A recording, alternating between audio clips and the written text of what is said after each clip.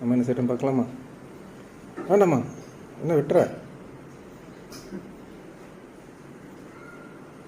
எதுக்கு? நல்லா பண்ணிக்க மாட்டான்னு உனக்கு தெரியுமா?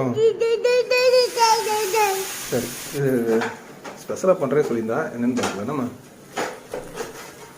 என்னது இது? எதையோ இது என்னது? பூவை பறித்து மிக்சியில் அடைச்சி மொத்த மாதிரி இருக்கு. என்னது இது?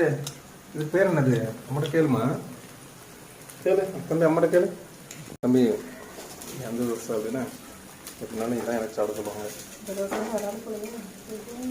அப்போ அதுவும் நான் சாப்பிடணுமா? பிரிஞ்சு போனால் எனக்கு தான், பிரியலன்னா உனக்கு.